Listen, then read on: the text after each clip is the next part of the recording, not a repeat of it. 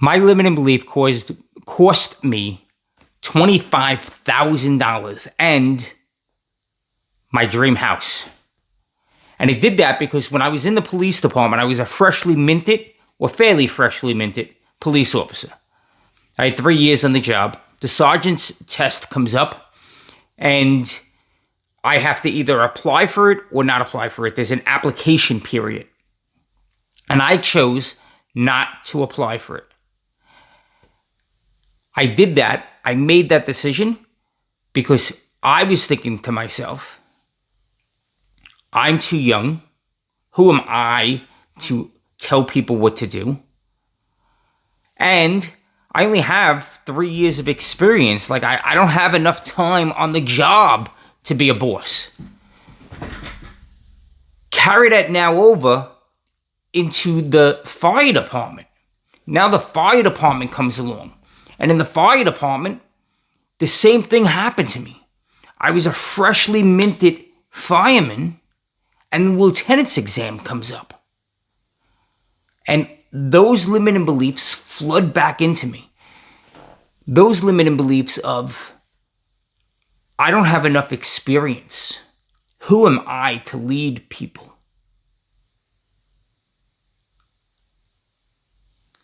This go around, I was able to battle through those limiting beliefs. In this go around, I leaned on the bigger picture as opposed to just what I was seeing right in front of me. So when I was in the police department, they offered the sergeant's exam. I refused to take it. Tommy Shea didn't refuse to take it, though. Tommy Shea was a cop right next to me. We went through the academy together, received the same training in the academy. He was a couple of years older than me, but not by much. Maybe 3 years older than me. We came out, we went through FTU together, which was field training. And we worked in the same precinct. We basically experienced the job in the same way. From the point we got hired until the point the application came out for the sergeant's exam. Tommy Shea, he filled out that application. He had the confidence to do it. He didn't have the limiting beliefs of, I only have 3 years in the job. He didn't have the limiting beliefs of, I'm too young. Or maybe he did. He was just able to negotiate those beliefs. Tommy Shea became a sergeant.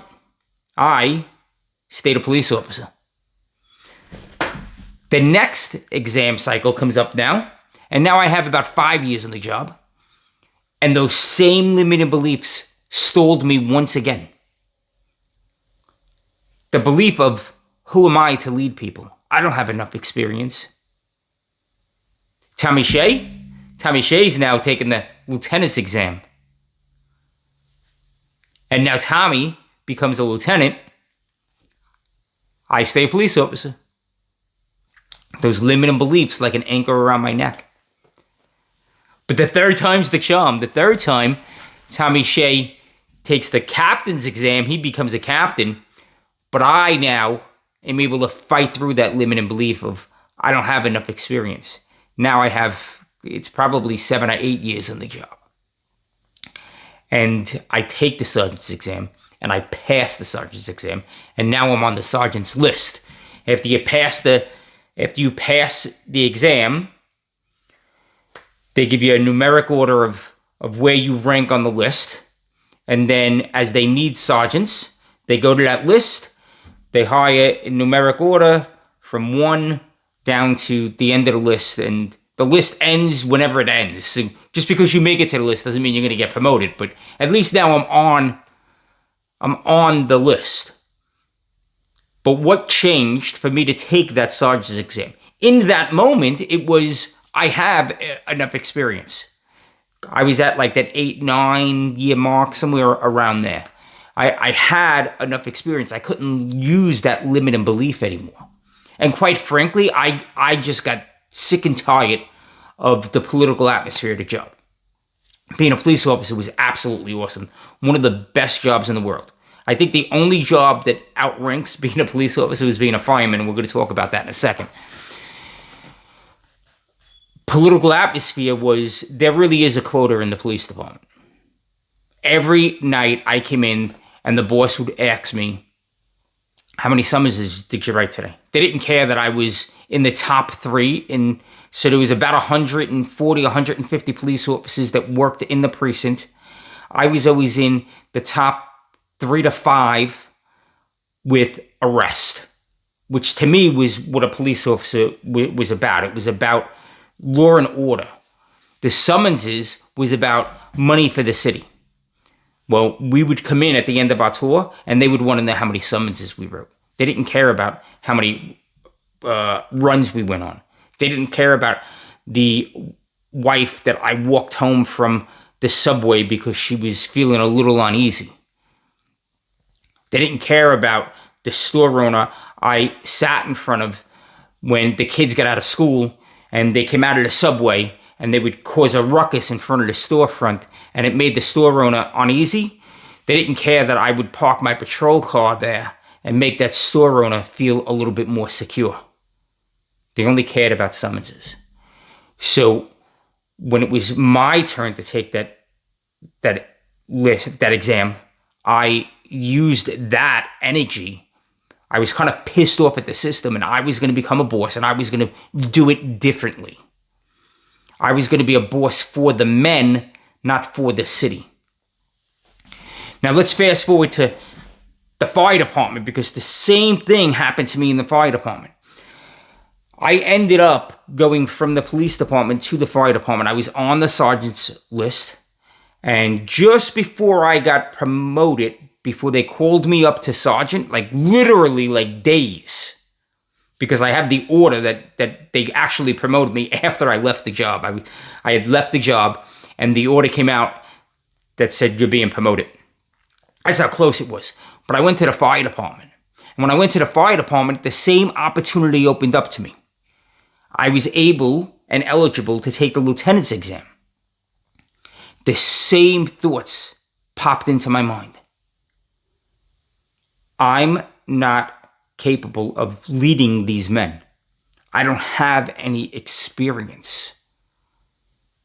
When this happened, I literally, because of the rules of the city, I only had 3 months as a fireman, but I was still eligible to take the lieutenant's exam because in the city it was based on city time, not fire department time. So as far as the city was concerned, I had all of that cop time. It baffles me. I don't understand how they can consider the cop time eligible, like for the eligibility to take a separate department's test. But they did. And I sat there and I struggled with that for a while. Like, I'm not good enough. I'm not experienced enough. Who's going to listen to me? What right do I have as a probie to take a lieutenant's exam?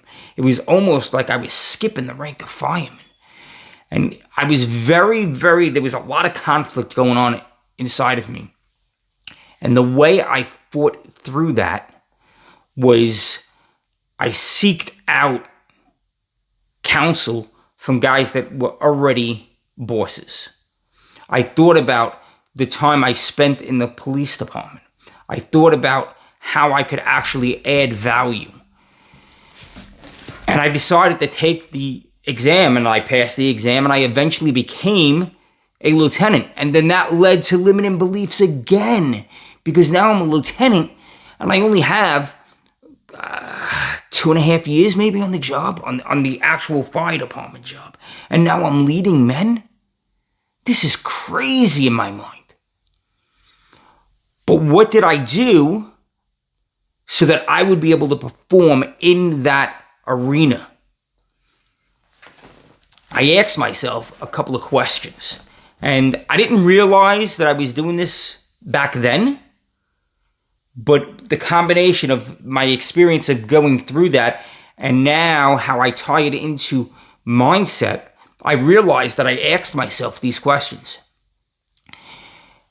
And when I asked myself these questions, And I put the pieces together. I'm like, no, that makes sense now that I was able to move forward. One of the questions I asked was, is this thought serving me? I don't have enough experience. Is this thought serving me?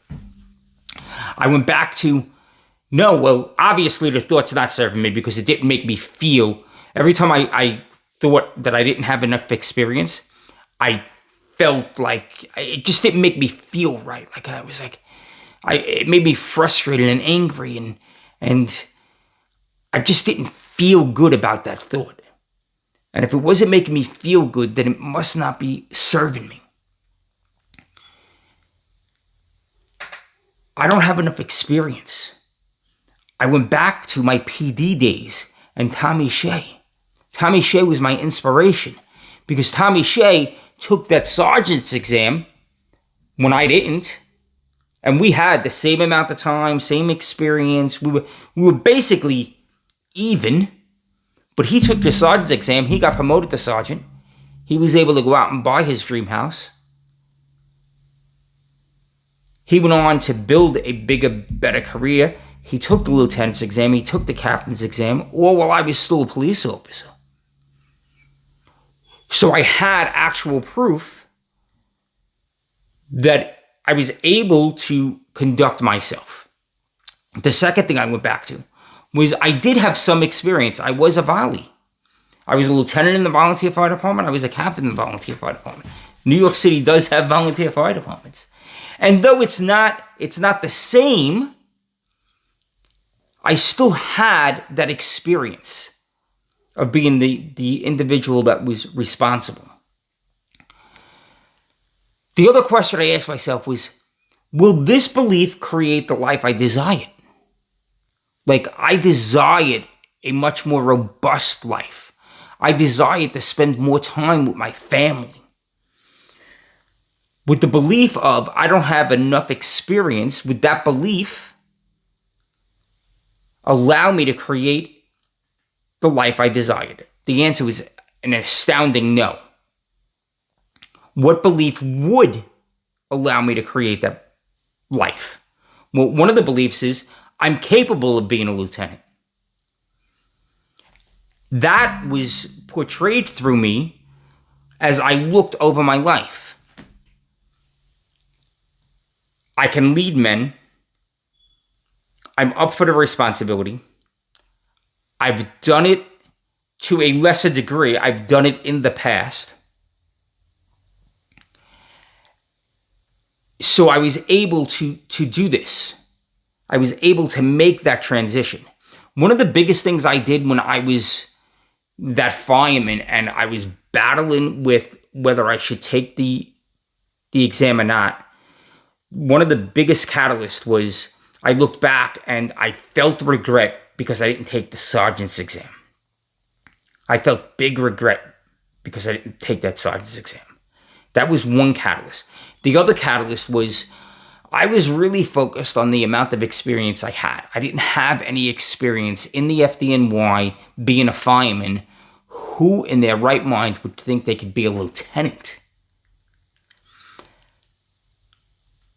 But is that experience something that you can control? Is it in your control?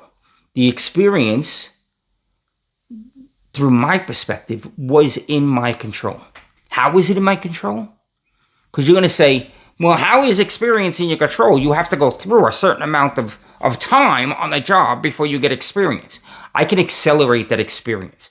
There are things that I can do that I can gain the most experience possible. In the fire department, if one firehouse doesn't have enough firemen and another firehouse has an extra fireman, the extra fireman works in the other house. I can gain experience by working with different individuals in different environments if I am the guy that steps up and says, I will go work in that other firehouse. So that's what I did. I would take details. I would pay super sensitive attention to everything the bosses were doing. I would ask a ton of questions. I was an absolute student. I would follow the senior man around and ask the senior man questions. It almost got to the point where they would get annoyed with me because I wanted to learn and soak up so much. So I didn't accelerate my experience time-wise, but I gained as much experience doing as many different things as I possibly could in a shortened amount of time.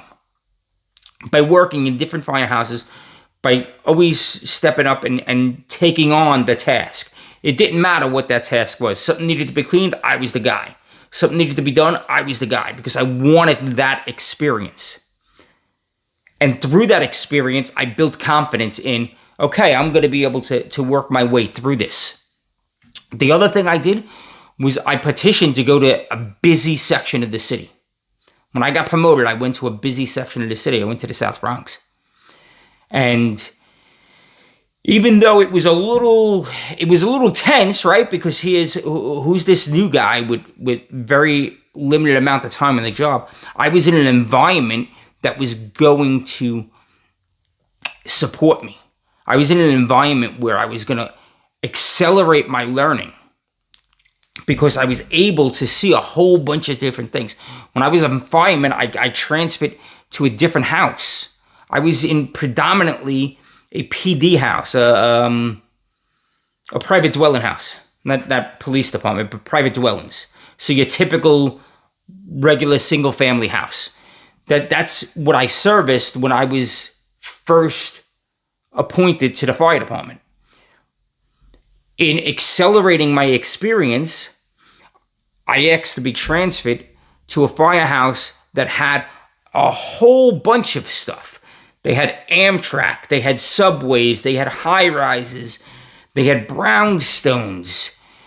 They had a couple of PDs, not many, but they had this vast amount, and they were surrounded by a vast amount of different occupancies so that I could learn as much as I possibly could.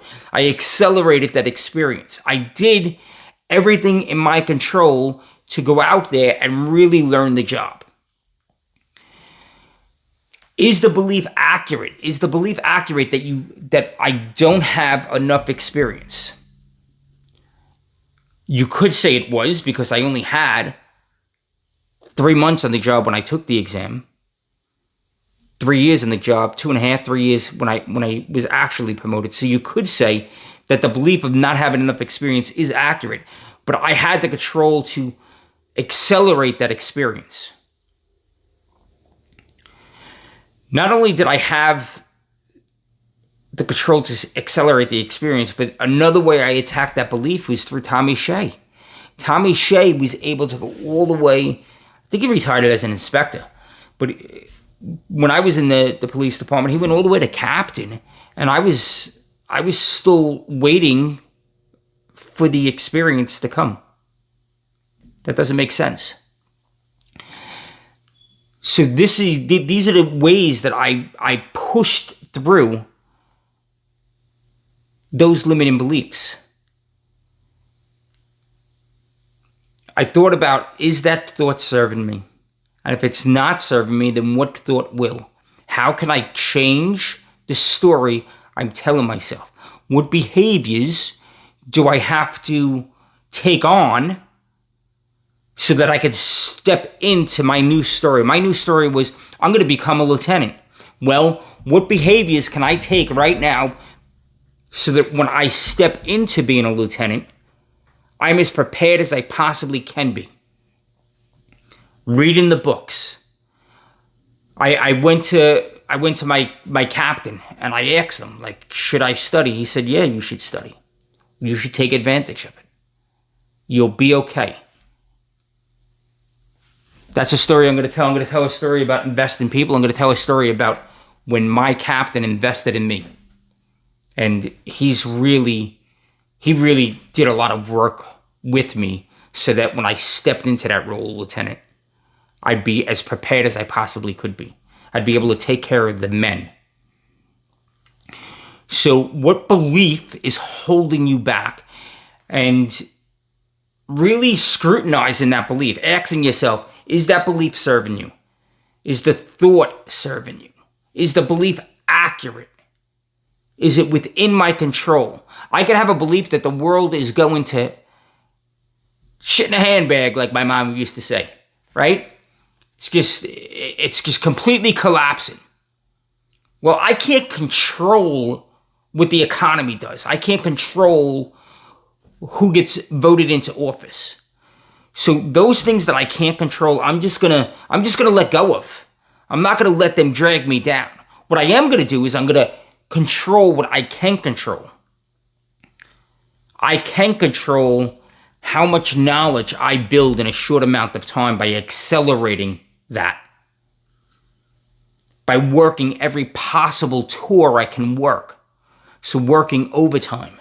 Because if I work overtime, I'm in the environment. I have another opportunity to study, to look, to ask questions, to soak up the knowledge that's around me. The belief being accurate. Really looking at whether that belief is accurate. What's the market telling me? What's the world telling me? The world was telling me I was out of my mind. And the world was telling me I was out of my mind because of Tommy Shea. Because I had some prior experience. I was saying I have no experience. No, you have prior experience. The world was telling me that you can gain and accelerate your experience. That's what Tommy did. That's what my captain told me to do. That's what the lieutenant told me to do. There was another lieutenant. Invest in people. I'm going to tell you the story of Captain McMahon and Lieutenant Bolger. Two inspirational, and Lieutenant Patton. 3 inspirational guys that really made me the fireman that I turned out to be. And it's because they invested in me. So those are the questions you ask when you are trying to evaluate that limiting belief. What's holding me back? Why am I having that thought? Is the thought serving me? Is it creating? Is this thought going to lead me to create the life I desire? Is this thought in my control? If it's not my control, I'm going to let it go. If it is in my control, then I'm going to do everything I can to crush that thought and change that thought, right? Like I'm going to change the thought to no, I can be a lieutenant. And then I'm going to do everything I can to support that. I do have the experience. I'm going to do everything I can to gain as much experience as I possibly can. And is it in my control? Again, we talked about that. If it's not, I'm just going to throw it out. This is how I look at some of my limiting beliefs. This is the process that I go through. This is the process that actually made me a lieutenant in the New York City Fire Department. That's like one in, I think there's 2,500 lieutenants. So I'm one of 2,500 in the entire world. How did I get there? I got there because I didn't let that limiting belief hold me back. Guys, we always live up here in the numerator, not down here in the denominator. I want you to go out there today and be unstoppable and absolutely crush your day. I love spending time with you.